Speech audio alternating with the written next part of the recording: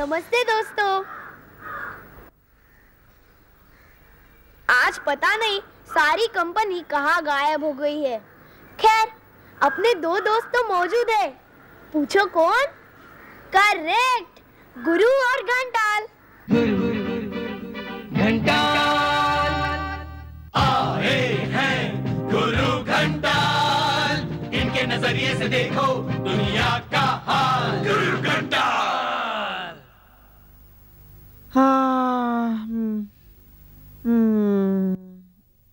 क्या बात है घंटाल, यूं रोनी शक्ल क्यों बना रखी है? क्या बताऊं गुरु, कहते हैं ना, इट्स अ डॉग्स लाइफ।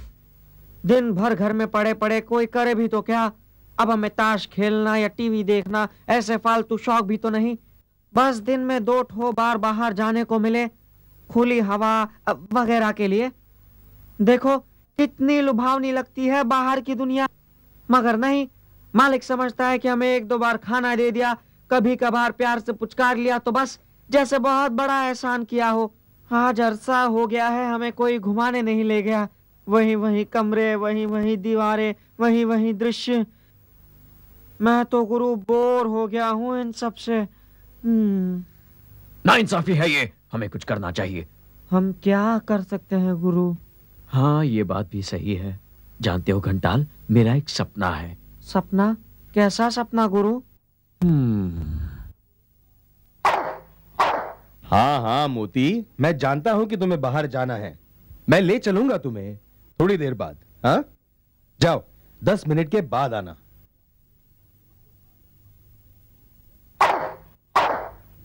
हाँ हाँ मोती, जाएंगे बाबा बाहर। बस इतना आर्टिकल पढ़ के हो जाए, बड़ा इंटरेस्टिंग है। देखो 10 मिनट बाद आओ, फिर चलेंगे। हाँ, पक्का। ओ मोती, मैंने कहा ना कि ले चलूंगा, मुझे याद है। अब बिल्कुल आवाज नहीं, समझे? जाओ, 10 मिनट के बाद आओ।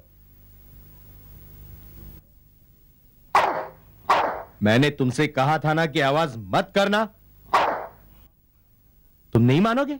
ठीक है, आज बाहर जाना कैंसल। आज तुम पड़े रहो घर में ही। Now get out.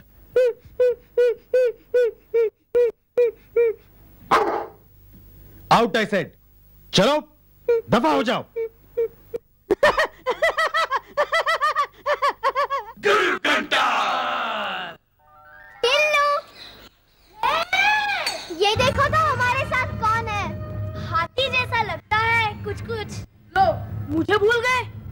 मैं हूँ गज्जू, अंतरराष्ट्रीय बाल चलचित्र महोत्सव का प्रतीक। अरे हाँ, तुम्हें मिले तो अरसा हो गया। पिछले साल हम हैदराबाद में मिले थे। हाँ, 14 नवंबर को अंतरराष्ट्रीय बाल चलचित्र महोत्सव में। सोचा कि इस महोत्सव में फिर मुलाकात होगी, 11वें महोत्सव में। तो क्या तुम मुझे 2 साल में सिर्फ एक बार ही मिलना चाहते हो? क्या करे, तभी तो तुम नजर आते हो। हाँ, प्रकट होते हो, जाग उठते हो 2 साल के नींद के बाद। गलत, 100% गलत। हैदराबाद के चलचित्रोत्सव के अलावा देश भर में कितने चलचित्रोत्सव होते हैं, क्या तुम्हें मालूम भी है? और कहाँ होते हैं? झाँक कर देखना चाहते हो? हाँ जरूर। हाँ देखेंगे। तो देखो।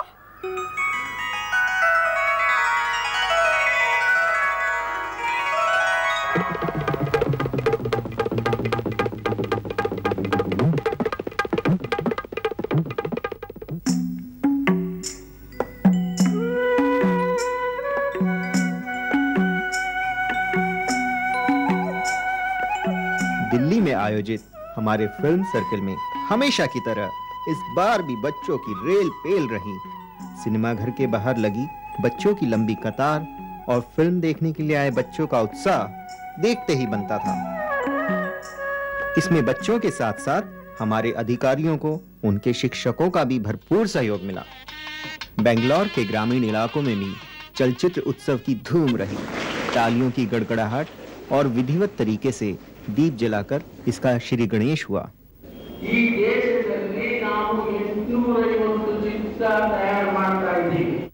नदियों और नारियल के पेड़ों का प्रांत केरल, जिसके सुंदर अनोखे दृश्य सबका मन मोह लेते हैं। केरल के ही मालापुरम जिले में बाल चलचित्रोत्सव का आयोजन हुआ। ശില്പിയായ പണ്ഡിറ്റ് ജവഹർലാൽ നെഹ്റുവിന്റെ ഓർമ്മകൾ തുടിച്ചു നിൽക്കുന്ന ശിശുദിനത്തിൽ ഇന്നു മുതൽ 14 ദിവസം നമ്മുടെ ജില്ലയിൽ നടക്കുന്ന കുട്ടികളുടെ ചലച്ചിത്രോത്സവം അഭിനന്ദനായ കലക്ടർ ഇവിടെ ഉദ്ഘാടനം ചെയ്തിരിക്കുകയാണ്। पूरे 2 हफ्ते तक चले इस अनोखे उत्सव में बच्चों ने फिल्में तो देखी ही, साथ ही अपनी चित्रकारी के रंग भी बिखेरे। तो अब पता चला मैं किस कदर व्यस्त रहता हूँ। हाँ यार, जहाँ फेस्टिवल वहाँ गज्जू, जहाँ गज्जू वहाँ फेस्टिवल। अच्छा, तो मैं बाल चलचित्र समिति की कुछ ताजा खबर सुनाता हूँ। सबसे पहले अपना नाम फिर से चिल्ड्रन फिल्म सोसाइटी इंडिया हो गया है। पिछले साल हमारी 3 नई फिल्में बनी। हाँ, हाल ही में मुंबई में उनका प्रेस शो भी हुआ।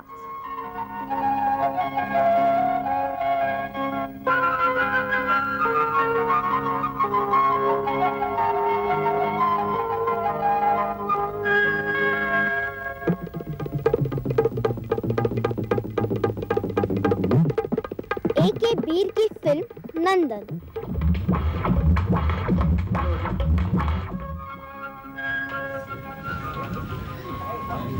आपने जो दिखाया है तो वो नंदन भागता है और बाद में उसकी रेस होती है तो उसकी प्रैक्टिस हो जाती है।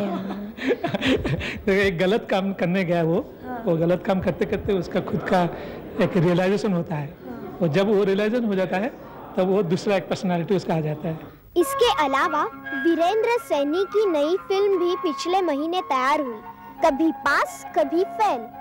उस फिल्म का एक मजेदार गाना देखो। और हाँ, इस गाने में जो अपने नन्हे हीरो को मना रहे हैं वो सरदार साहब कौन है ये भी बूझो। की हो गया पुत्र, हंसता क्यों नहीं? कहाँ गई वो कहाँ गई हंसी तुम्हारी, कहाँ गई वो कहाँ गई हंसी तुम्हारी, कहाँ गई? क्या चूहे ने खाया या चोर ने चुराया और हमें नहीं बताया, कहाँ गई?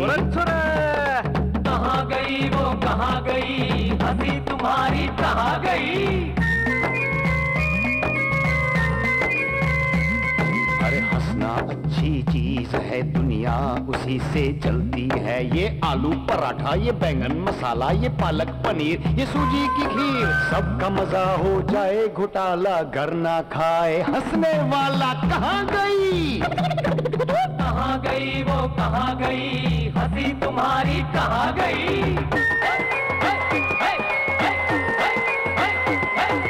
हंसी कमाल की चीज है, क्या क्या चमत्कार दिखाती है। जैसे हंसी से कौवा भौंकता है और भैंस भी अंडा देती है।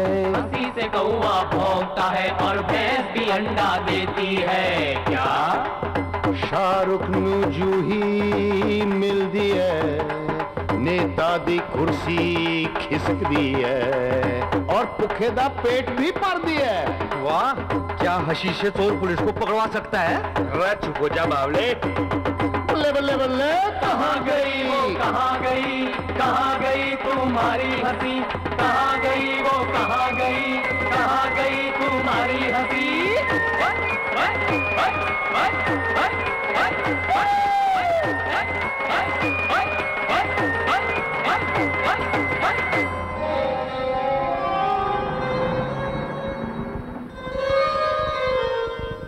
अच्छा तो दोस्तों, अब मैं चलता हूँ। अभी बहुत से फेस्टिवल लाइन पर लगाने हैं ताकि तुम बच्चों की हंसी खिली रहे। अच्छा, बाय नई खबरें लेकर बाय। और अब बड़ों की बारी। हम भी आएंगे फिर अगले बालदूत में। Tata.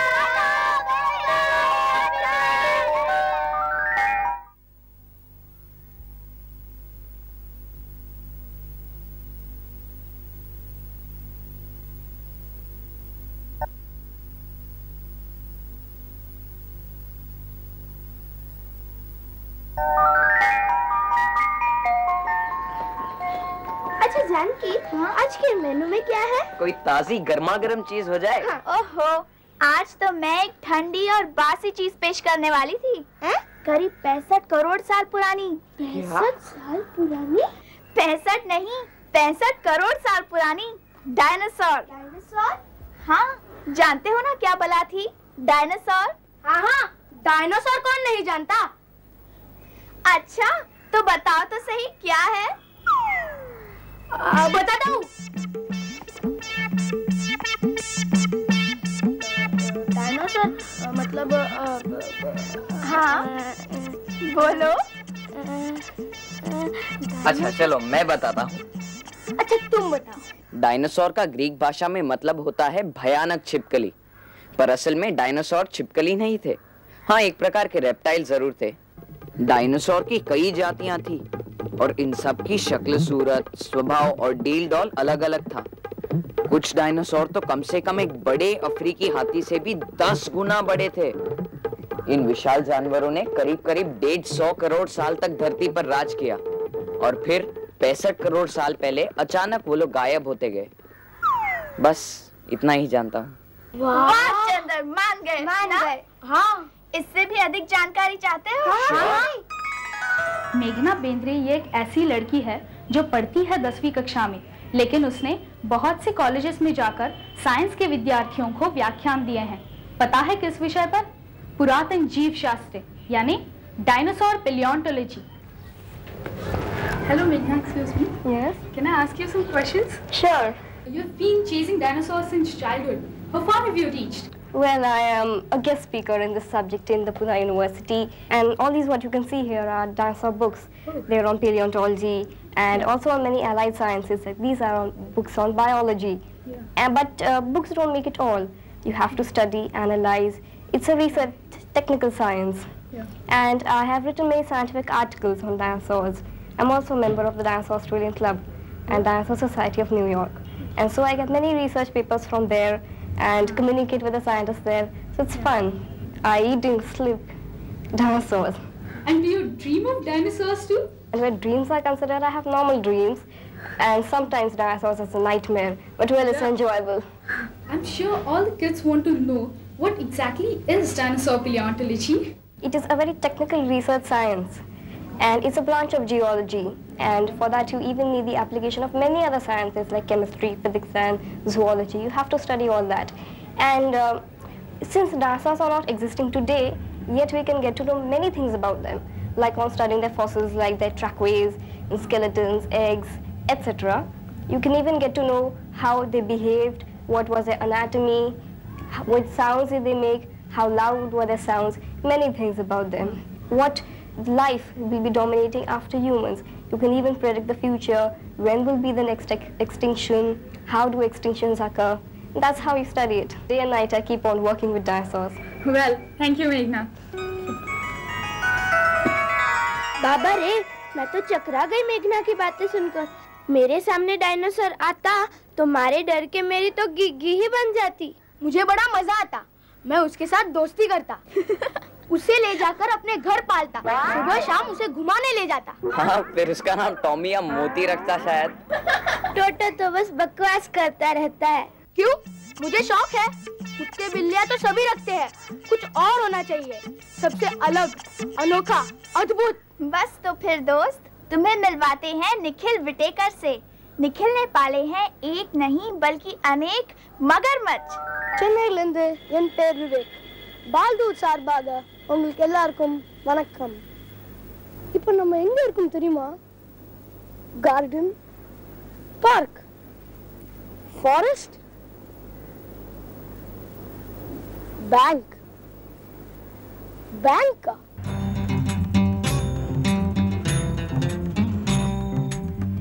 The Crocodile Bank is situated 35 kilometers away from Chennai.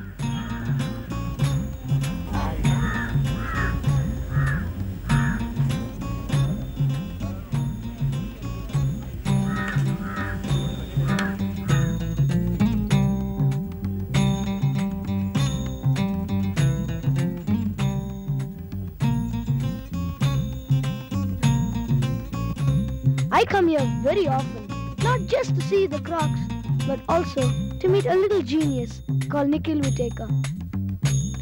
His love for crocodiles and wildlife is simply amazing.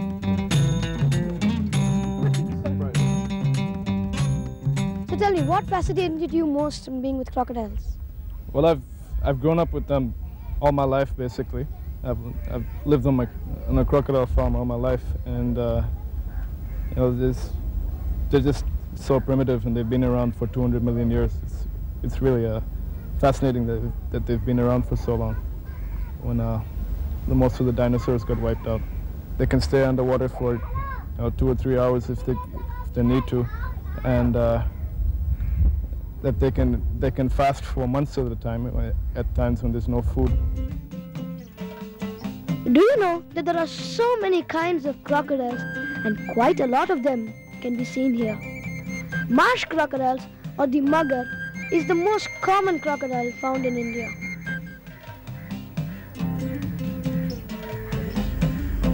This is the saltwater crocodile found near the seas, and this is the Malaysian crocodile, also known as the false gharial.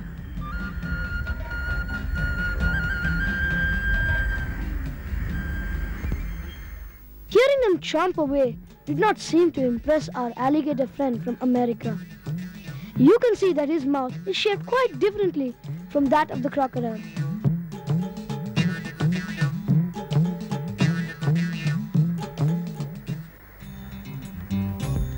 In another pit, we can see the African dwarf crocodile. The Siamese crocodiles from Thailand seem to enjoy our Indian hospitality, just like the spectacled caiman.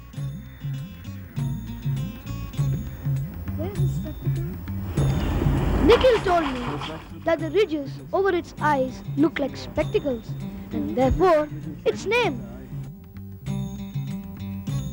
This is the gharial found on the banks of the river Ganga.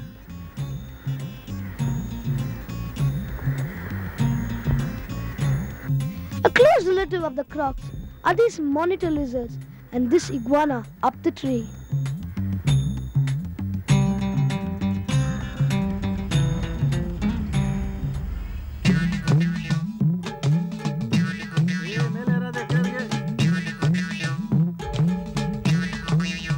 Nikhil showed me this baby crocodile.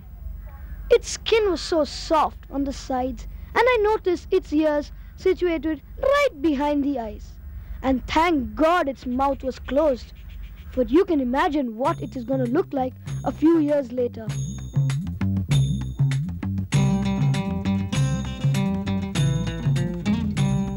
Don't you think they're just lazing around over there in that pond? Well, they're actually they're not lazing around. They're getting energy from the sun. Since they're cold-blooded, they have to depend on. What is that called?